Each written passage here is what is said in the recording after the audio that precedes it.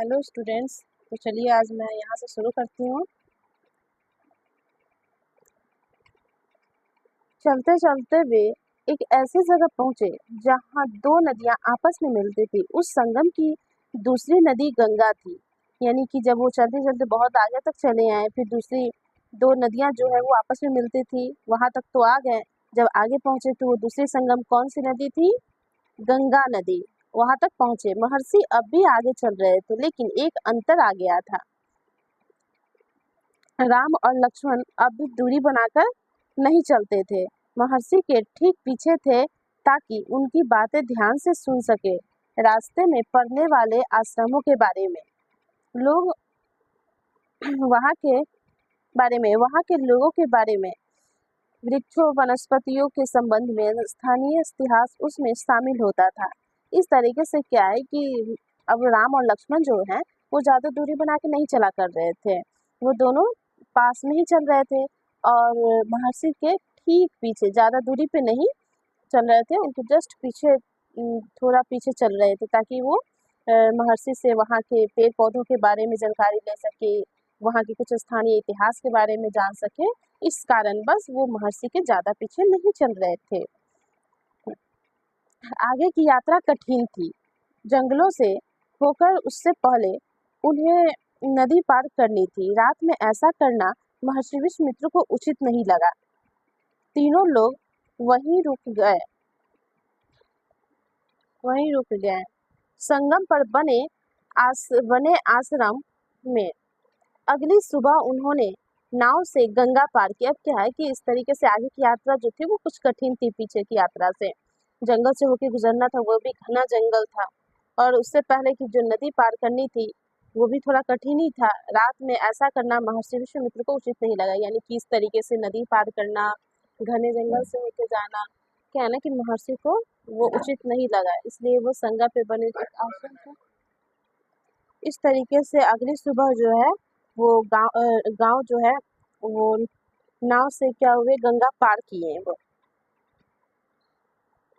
नदी पार जंगल था, घना दुर्गम। सूरज की किरणें धरती तक नहीं पहुंचती थी, इतना घना वह डरावना भी था।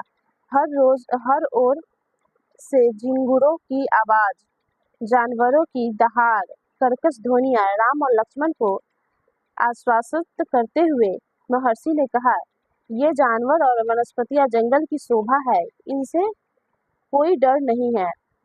असली खतरा राक्षसी तारका से है, वह यही रहती है, तुम्हें वह खतरा हमेशा के लिए मिटा देना है। अब क्या है ना कि वो नदी जो नदी पार जंगल था, यानी जो नदी पार कर रहे थे उसके जस्ट बाद घना जंगल था, एकदम घनघोर जंगल। सूरज के किरण जो है वो धरती तक नहीं पहुंच पाती थी, इतना घना जंगल था, एकदम डरावना था वो जंगल। उसमें हमेशा देखे थे झिंगुर की आवाज आते रहती थी। झिंगुर की आवाज आप लोग तो बच्चों सुने ही होंगे।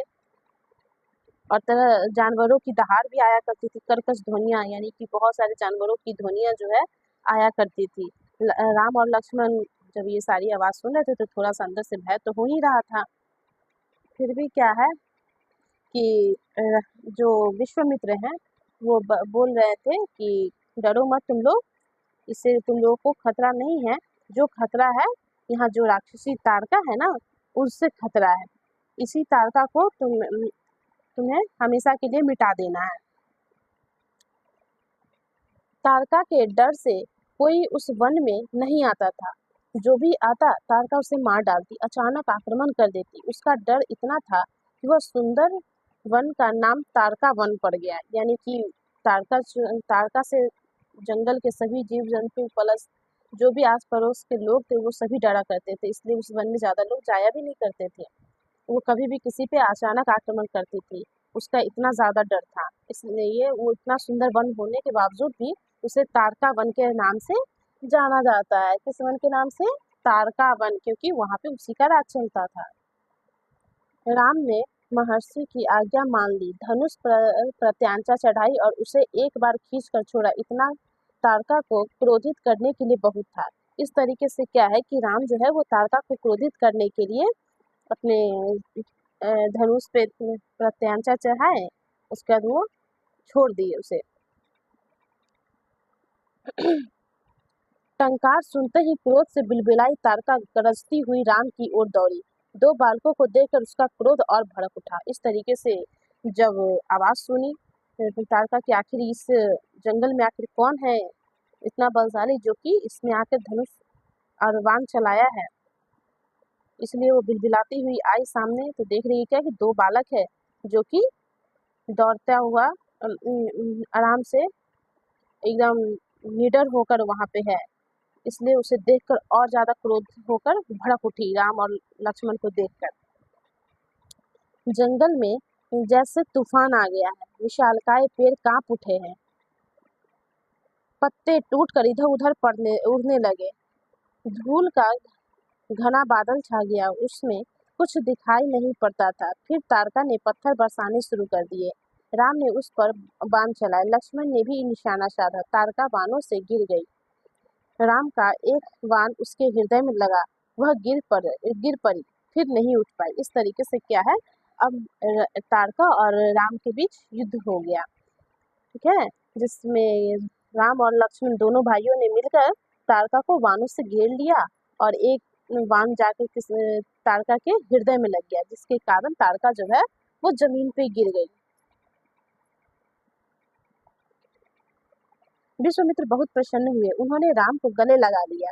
उन्होंने दोनों राजकुमारों को 100 तरह के नए अस्त्र शस्त्र दिए, उनका प्रयोग करने की विधि बताई, उनका महत्व समझाया। इस तरीके से विश्वामित्र जो है बहुत ज्यादा खुश हुए दोनों भाइयों से और बोले क्या कि ठीक है, अब हम तुम दोनों से बहुत ज्यादा प्रसन्न हुए, इसलिए उन्होंने नए अस्त्र शस्त्र टोटल 100 तरह के नए अस्त्र शस्त्र दिए राम और लक्ष्मण को, और उनके प्रयोग की विधि बताई, उनके बारे में समझाया कि इसका क्या महत्व है, कैसे है। तो स्टूडेंट्स यहीं तक रखते हैं आज की क्लास में, इसके आगे की क्लास में नेक्स्ट दिन लूँगा। तो आज के लिए इतना ही।